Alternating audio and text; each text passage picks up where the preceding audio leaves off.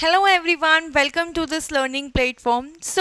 Quantum chemistry में हम continue करते हैं लेक्चर। हमारा आज का लेक्चर कवर करेगा एवरेज वैल्यू और expectation value of observable. Okay, मैंने आपको पहले ही बताया था कि क्वांटम केमिस्ट्री में हम एकदम एग्जैक्ट वैल्यू नहीं निकालते। हम या तो प्रोबेबिलिटी निकाल सकते हैं या फिर हम उसकी ऑन एन एवरेज वैल्यू बता सकते हैं। ठीक है, तो हम देखते हैं कि एवरेज वैल्यू हम कैसे फाइंड आउट कर सकते हैं। ओके, तो सबसे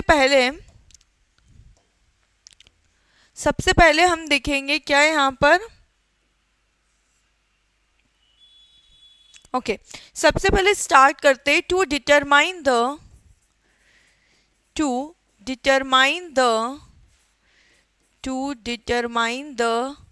एवरेज वैल्यू बोल सकते हैं आप, या फिर एक्सपेक्टेशन वैल्यू बोल सकते हैं। To determine the average value of N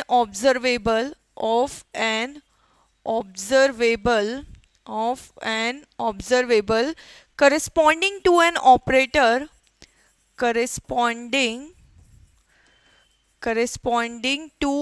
operator सपोज हम कोई ऑपरेटर ले लेते हैं ए कैप, ठीक है, उस ऑब्जर्वेबल के करस्पॉन्डिंग। ठीक है, एंड psi be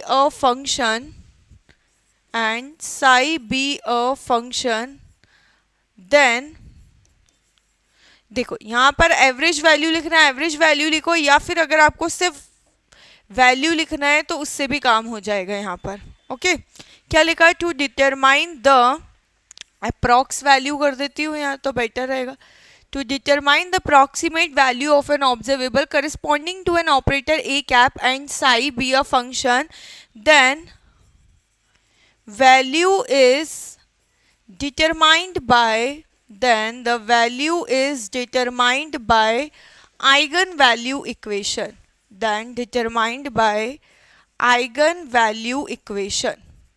ठीक है, कैसे डिटरमाइन करेंगे? आइगन वैल्यू इक्वेशन से। ऑलरेडी हम कर चुके हैं। ए कैप जो भी ऑब्जर्वेबल निकालना है फंक्शन पे लगाओ, उसके करस्पॉन्डिंग क्या आ जाएगी? आइगन वैल्यू आ जाएगी, और वही आइगन वैल्यू मेरी क्या बता देगी? उसकी वैल्यू बता देगी। जैसे हम ऑलरेडी लास्ट लेक्चर में कर चुके हैं। लास्ट लेक्चर में हमने देखा था कि कैसे हमने पार्टिकल इन 1D बॉक्स का वेव फंक्शन दिया था और आपसे क्या करा था? काइनेटिक एनर्जी फाइंड आउट कराई थी। तो आपने ए कैप क्या यूज कर लिया था? ए कैप यूज कर लिया था -h² डो स्क्वायर बाई डो X square, X axis direction की बात करी थी तो। और साथ में फंक्शन क्या यूज करा था? √2/L sin n πx/L, जो कि मेरा क्या है? पार्टिकल इन 1D बॉक्स का क्या था? वेव फंक्शन था। तो हमने उसके करस्पॉन्डिंग क्या काइनेटिक एनर्जी निकाल ली, जो कांस्टेंट वैल्यू है अलोंग विथ फंक्शन, वो कांस्टेंट वैल्यू क्या बन गई? काइनेटिक एनर्जी बन गई। ओके, चलो नेक्स्ट आता है what if function is not an eigenfunction? What if function is not an eigenfunction? Then we cannot use eigenvalue equation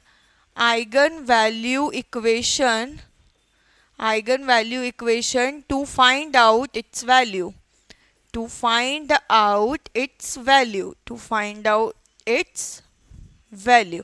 ठीक है, जब तक आपका कोई आइगन फंक्शन रहेगा तो आइगन फंक्शन है तब तक तो आप क्या करोगे? उसकी आइगन वैल्यू के थ्रू उसकी वैल्यू निकाल लोगे। लेकिन अगर कोई ऐसा फंक्शन जिसकी आइगन वैल्यू जो कि आइगन फंक्शन है तो फिर उसकी आइगन वैल्यू ही नहीं निकलेगी, तो आप कैसे फिर निकालेंगे?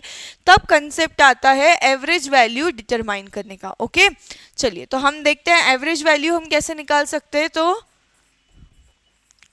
एवरेज वैल्यू, ठीक है, जिसकी भी एवरेज वैल्यू निकालते हैं, यहाँ पर ए ऑपरेटर के करस्पॉन्डिंग एवरेज वैल्यू निकाल रहे हैं, तो ये कैसे आ जाता है? ऐसा साइन बन जाता है। किसका? ए ऑपरेटर का ऐसा साइन बन जाएगा।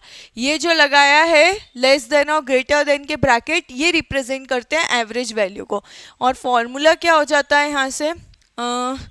या तो एक काम करते हैं, हम पहले यहाँ एक लाइन और लिख लेते हैं।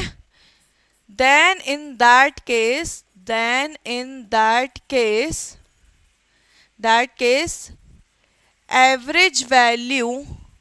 average value is find out find out using the following formula, using the following formula. Okay चल देखते हैं क्या आएगा. ये लिखा मैंने एवरेज वैल्यू, एवरेज वैल्यू ये लगाया. एवरेज क्या आएगा इसका फॉर्मूला, इंटीग्रेशन करा आपने, जो भी लिमिट्स दियो तो लिमिट्स लगाओ. Psi A cap psi star D tau और नीचे आता है psi psi star D tau. ठीक है. आप इन जनरल अगर एवरेज निकालते तो एवरेज ऐसे ही निकालते. फॉर एग्जाम्पल कैसे, अगर मैं नॉर्मल बताऊं कि एवरेज हम कैसे निकालते. फॉर एग्जाम्पल ये क्या है मेरा, एक ऑब्जेक्ट है, ये यहाँ पर कितने हैं, ये सपोज एक ऑब्जेक्ट है, ये वाले कितने हैं, दो ऑब्जेक्ट है, ये कितने हैं मेरे पास सपोज तीन ऑब्जेक्ट है. ठीक है. इसका मास है m, इसका मास है 2m, इसका मास है 3m. ठीक है. तो आप एवरेज निकालने को आता है तो जनरली ऐसे बना देते हैं. और एवरेज कैसे निकालते हैं, 1 इंटू कितना आ जाएगा 1, क्योंकि एक ही पार्टिकल है, प्लस 2 इंटू कितना आ जाएंगे 2 पार्टिकल्स, प्लस 3 इंटू कितने पार्टिकल्स है 3 पार्टिकल्स, और टोटल नंबर ऑफ पार्टिकल्स 1 2 3 4 5 6 से डिवाइड कर देते थे. कुछ ऐसे ही निकालते थे. जितने नंबर ऑफ आपके पास पार्टिकल्स है उनका इंडिविजुअल मास लोगे, उसको मल्टीप्लाई करोगे. ठीक है. ऊपर क्या लिखते हैं जनरली, ऑब्जर्वेशंस लिखते हैं. ठीक है. और नीचे क्या लिखते हैं, नंबर ऑफ ऑब्जर्वेशंस लिखते हैं. यहाँ पर क्या है बेसिकली, ये एक पार्टिकल था मेरा, मास इसका कितना लिया m, तो एक का मल्टीप्लाई m से हो जाएगा. फिर दो पार्टिकल थे, दो का मास कितना था 2 से मल्टीप्लाई हो जाएगा. तो ये क्या निकलेगा मेरा, इससे एवरेज मास निकल जाएगा. ठीक है. और टोटल नंबर ऑफ पार्टिकल्स कितने थे 6 थे, तो से डिवाइड. सिमिलरली यहाँ पर भी वैसा ही करा है कुछ. यहाँ पर क्या आ गया, टोटल उसका निकल गया, क्या निकाल दिया हमने, टोटल जो ऑब्जर्वेबल जिससे फाइंड आउट करेंगे, क्योंकि ये जनरली ऑब्जर्वेबल फाइंड आउट करने के लिए जो भी ऑपरेटर आप बीच में लगाते हैं उसकी वैल्यू आपको निकल के आएगी. और ये क्या बता रहा है, प्रोबेबिलिटी मतलब टोटल नंबर बता रहा है. तो जितने नंबर में वो हैं उनसे डिवाइड कर देंगे और ऊपर उस पर्टिकुलर ऑब्जर्वेबल की वैल्यू हो जाएगी. जैसे यहाँ पर ऊपर क्या आया, अगर मैं बोलूँ तो यहाँ पे मास निकाला है, तो ऊपर क्या आ गया मेरा, टोटल मास आ गया. और नीचे क्या आ गया, नीचे आ गया नंबर ऑफ पार्टिकल्स. ऐसे ही तो निकालते हैं हम एवरेज. और अगर यहाँ देखोगे तो ये जो फॉर्मूला है, दो फंक्शन और फंक्शन के कॉन्जुगेट के बीच में हम जो भी ऑपरेटर लगाते हैं उस ऑपरेटर के कॉरेस्पॉन्डिंग मेरी क्या होगी, वैल्यू निकल के आएगी. तो ये मेरी क्या हो गई, जैसे यहाँ पे टोटल मास निकाला. अब सपोज यहाँ काइनेटिक एनर्जी की एवरेज वैल्यू निकालना है, तो आप क्या करोगे, काइनेटिक एनर्जी का ऑपरेटर लिया तो ऊपर टोटल काइनेटिक एनर्जी निकल गई. अब कितने नंबर ऑफ पार्टिकल्स के लिए निकली है, मतलब पार्टिकल कहाँ कहाँ फाइंड आउट, प्रोबेबिलिटी लगा दी हमने डिवाइड में. तो ये क्या बन गया मेरा, एवरेज वैल्यू का फॉर्मूला बन गया. ओके क्लियर है. अब यहां पर देखो हमें पता है, क्या पता है हमें, वी नो दैट, क्या पता है हमें, मैक्सिमम प्रोबेबिलिटी कितनी होती है, maximum probability for normalised wave function, for normalised wave function कितनी आ जाएगी, psi star D tau equals to 1. Clear है. तो अगर मैं इसको फॉर्मूले को लिखूं फिर कि average value of N operator A cap corresponding to normalized wave function, corresponding to normalized wave function is given by already मुझे पता चल गया है कि नीचे वाला तो क्या आएगा मेरा 1 हो गया, तो क्या आ जाएगा ये Sai A cap psi star और डी टाउ. ये क्या आ गया फिर मेरा एवरेज निकल जाएगा डायरेक्ट इसी फॉर्मूले से. ओके. हम एक एग्जांपल देखते हैं इसका, एक एग्जांपल देखते हैं हम इसका. ओके. एग्जांपल क्या है वही देखते हैं. Find out the average energy of particle in 1D box, particle in 1D box within the limit 0 to L, या तो ठीक है 0 to L ही कर देते हैं, 0 to L। ओके, चल इसको सॉल्व करते हैं अब अपन। सबसे पहले तो जो भी आपको सिस्टम देकर रखा है पार्टिकल इन 1D बॉक्स, हमें पता है वेव फंक्शन क्या होता है, साई इक्वल टू क्या आता था, √2/L साइन n पाई x/L, ये होता था पार्टिकल इन 1D बॉक्स का क्या, मेरा वेव फंक्शन। अगर मैं ऑपरेटर की बात करूं तो एवरेज एनर्जी एनर्जी का ऑपरेटर चाहिए। मुझे पता है कि पोटेंशियल एनर्जी तो है नहीं यहाँ पर पार्टिकल इन 1D बॉक्स में, सिर्फ काइनेटिक एनर्जी को लेंगे तो कितना आ जाएगा ये मेरा, सपोज यहाँ मैंने E ले लिया, कितना आ गया, -h²/2m dou²/dou x²। सारी चीज़ें हो गई, हमें बस इतनी चीज़ों की ज़रूरत थी एवरेज वैल्यू निकालने के लिए। चलिए तो अभी क्या करेंगे, ये निकाला हमने एवरेज वैल्यू एनर्जी की, क्या आता था, इंटीग्रेशन कहाँ से कहाँ तक दिया है भाई इन लोगों ने हमको, 0 to L दिया है, क्या आएगा, √2/L sign n pi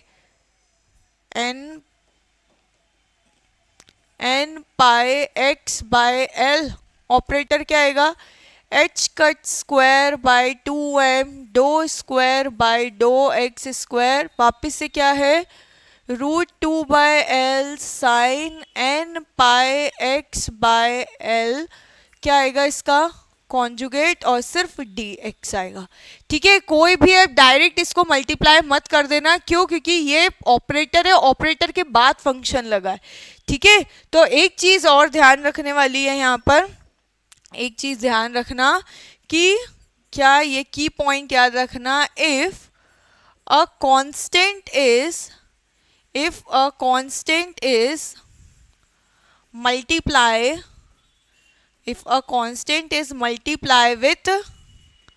eigen function, then there will be no change in its eigenvalue, whereas if we multiply constant with an operator,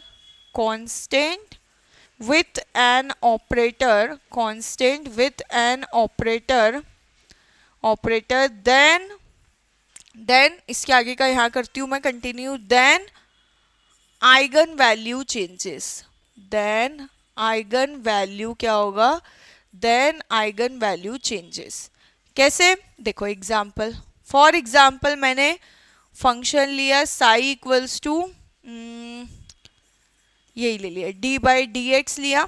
ठीक है, साई नहीं आएगा यहाँ, ऑपरेटर ले रहे हैं ना हम, ऑपरेटर लिया d/dx और साई क्या ले लिया, e⁻x। ठीक है, इससे क्या करेंगे, आइगन वैल्यू निकालते हैं, तो a साई कितना आ जाएगा, d/dx e⁻x, क्या आ गया ये e⁻x, क्या लिख सकती हूँ मैं इसको, a cap psi equal to कितना आ गया, 1.e⁻x, तो ये क्या बन गया, a cap psi equal to 1 और साई, आइगन वैल्यू यहाँ से क्या आ गई, आइगन वैल्यू आ गई मेरी 1। क्लियर है, चलो नेक्स्ट क्या करते हैं, अब मैम ये वाले सब में एक बार मल्टीप्लाई करती हूँ, किसका, मैं रिवर्स ऑर्डर में चला रही हूँ। ठीक है इसको, क्योंकि ये थोड़ा अलग से टॉपिक है, शॉर्ट नोट में, मल्टीप्लाई विथ फंक्शन। ठीक है, फंक्शन में मल्टीप्लाई करते हैं तो क्या बन जाएगा, ये ए ऑपरेटर तो यही रहा d/dx, और मेरा साई क्या बन गया, e⁻, क्या लिया मैंने, ये ले लिया सपोज 2e⁻x। अभी लगाते हैं a cap psi equals to d/dx 2 e to the power x। क्या आ गया ये 2 e to the power x। Eigen value मेरी कितनी आ गई यहाँ से, A cap psi equals to 1 करा और ये क्या बन गया साई। अभी भी आइगन वैल्यू 1 ही है, ठीक है। चलो नेक्स्ट करते हैं अब multiply with operator. Multiply with operator क्या करा मैंने, अब की बार ऑपरेटर से मल्टीप्लाई किया। क्या करा, A cap equals to 2d by D X करा, psi equal to E to the power X ही है। क्या आ जाएगा, A cap psi equals to कितना आएगा 2d by D X E to the power X. कितना आ गया 2 E to the power X. यहाँ से क्या आएगा, A cap psi equals to 2 psi, देखो आइगन वैल्यू चेंज हो गई, 2 आ गया। इससे क्या समझाया मैंने, रिवर्स ऑर्डर में समझाया कि if a constant is multiply with eigen function then there will be no change in its eigen value.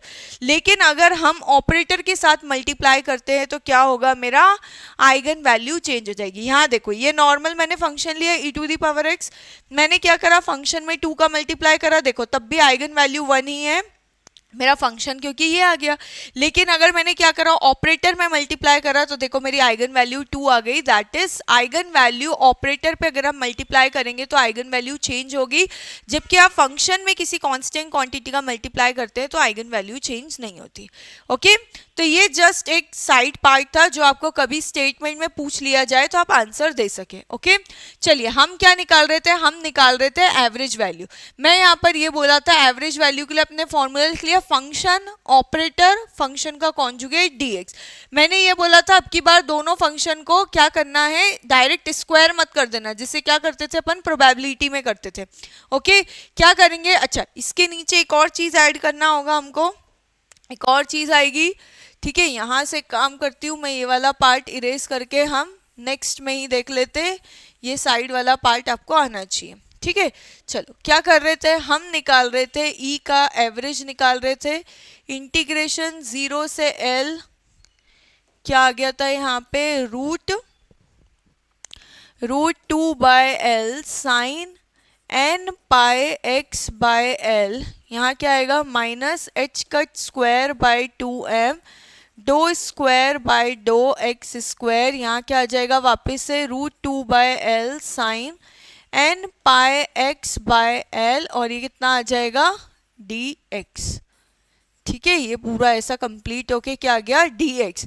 Upon में क्या आएगा, यहाँ आ जाएगा इंटीग्रेशन 0 से l root 2 by L sine n pi x by l, वापस से क्या आएगा root 2 by L sine n pi x by l और ये dx। ये क्या आता है, इसका कॉन्जुगेट। हमें पता है इसका कॉन्जुगेट यही आता है, तो हम डायरेक्ट इसका स्क्वायर कर सकते हैं। लेकिन आपको एक चीज़ पता है कि ये फंक्शन कैसा है, नॉर्मलाइज्ड वेव फंक्शन है, तो इतने की वैल्यू किसके बराबर आ जाएगी, 1 के इक्वल आ जाएगी। तो हम क्या करेंगे, नीचे वाले पार्ट को हटा देंगे, ऊपर वाला पार्ट सॉल्व करेंगे 0 से l। अच्छा दोनों जगह से क्या करते हैं, रूट 2 बाय एल बाहर निकल गया, कांस्टेंट है। यहाँ पर भी डिफरेंशिएशन से भी कांस्टेंट बाहर निकल जाता है और इसको भी हम कांस्टेंट बाहर निकाल देते हैं। किसको, ये जो हमारा आ रहा है ना, क्या आ रहा है minus H cut square by 2m, इसको भी बाहर निकल दिया। अंदर क्या बचा 0 से l sign n pi x by l। अब क्या करेंगे, हम डिफरेंशिएशन करेंगे। एक बार डिफरेंशिएशन करेंगे तो क्या आएगा, ये लिखा मैंने d बाई डी एक्स। एक बार साइन का डिफरेंशिएशन हुआ तो क्या बन जाएगा, ये d बाई डी एक्स क्या बन गया cos n pi x by l। Sign का डिफरेंशिएशन cos और फिर साइन कुछ भी का डिफरेंशिएशन cos कुछ भी, और कुछ भी का differentiation n pi by l, और ये क्या है साथ में dx, ये होल के लिए इंटीग्रेशन का। क्लियर है। यहाँ से क्या करा, 2 से 2 कैंसिल, ये क्या आ गया minus H cut square ml। ये क्या बचा अपने पास 0 से l करा sign n pi x by l, और क्या आएगा। अब अच्छा देखो एक काम करते हैं हम, यहाँ पर ऑलरेडी ये चीज तो क्या है, काइनेटिक एनर्जी वाला, तो हम उससे भी निकाल सकते हैं। किससे? आइगन वैल्यू इक्वेशन से भी निकाल सकते हैं। तो हम इससे निकाल के क्यों देखें, आंसर तो सेम ही आएगा। हम क्या नहीं निकाल सकते, हम यहाँ पर क्या नहीं निकाल सकते, बेटर है हम यहाँ पर क्या निकालें, हम निकालें मोमेंटम निकालें। ठीक है, क्या निकालें हम, मोमेंटम निकालेंगे तो हमारे लिए ज्यादा सही रहेगा। माइनस आई एच कट डो बाय डो एक्स। आपको यहाँ पे क्या निकालने के लिए बोला है, एवरेज एनर्जी। चलिए ठीक है, अभी यही वाला कर लेते, कोई दिक्कत नहीं है। इससे चेक भी हो जाएगा कि दोनों फॉर्मूले से क्या है, मेरा आंसर सेम आता है कि नहीं आता है। ठीक है, वो हम पार्टिकल इन 1D बॉक्स में कर लेंगे। ओके, चलो देखते हैं दोनों से सेम आता है कि नहीं। यहाँ पर करेंगे क्या आ जाएगा, यहाँ पर करेंगे तो एवरेज वैल्यू कितनी है, कॉस का अगेन क्या होगा, sine, minus sine N pi X by L, और ये क्या आ जाएगा, N square pi square L square, और ये क्या आ गया, डी एक्स। क्लियर है?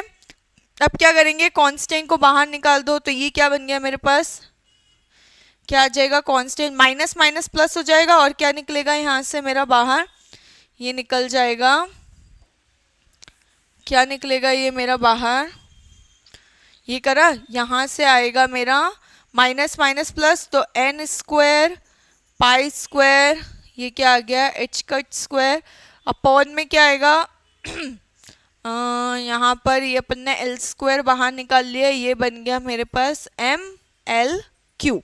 ठीक है, और अंदर क्या बचा, 0 से L sine square N pi X by L, और ये आ गया मेरा क्या, डी एक्स। क्लियर है?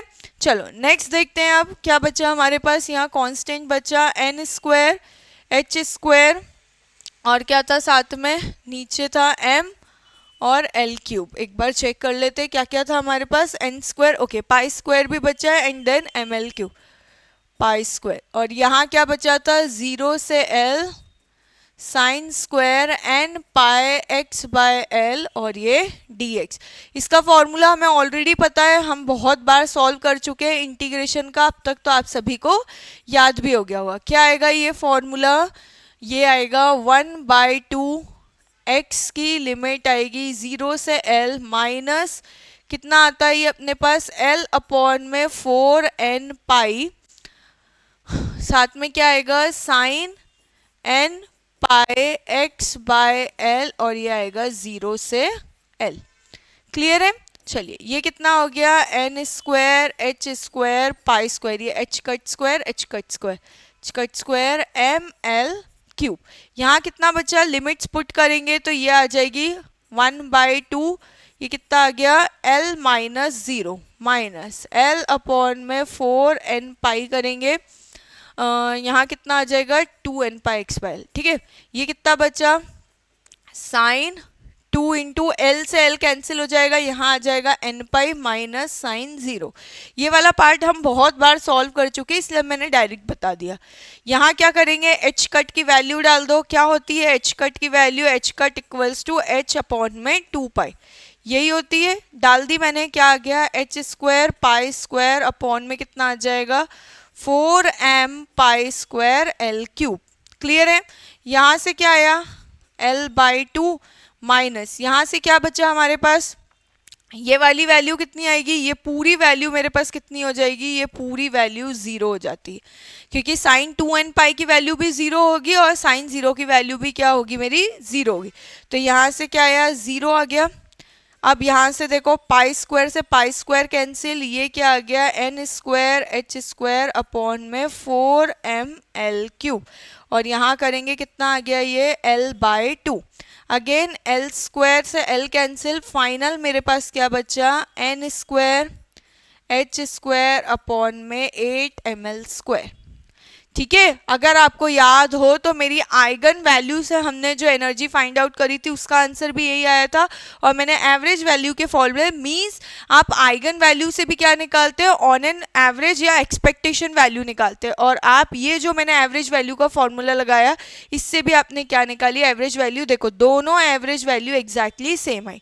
ठीक है, लेकिन ये एवरेज वैल्यू ऐसी है, ये वाले फॉर्मूले से आप जो आइगन फंक्शन को सेटिस्फाई नहीं करते उन फंक्शंस के लिए भी निकाल सकते हैं, और जो आइगन फंक्शन को क्या करते हैं, सेटिस्फाई करते हैं उनके लिए भी निकाल सकते हैं, इससे दोनों के लिए निकाल सकते हैं, लेकिन आइगन वैल्यू इक्वेशन से आप वैल्यू सिर्फ उन्हीं की फाइंड आउट कर सकते हैं जो पर्टिकुलर आइगन वैल्यू इक्वेशन को सेटिस्फाई करते हैं। Okay, so that's all for average value. मिलते हैं हम नेक्स्ट लेक्चर में with next topic that is postulates of quantum mechanics. Okay, thank you for watching.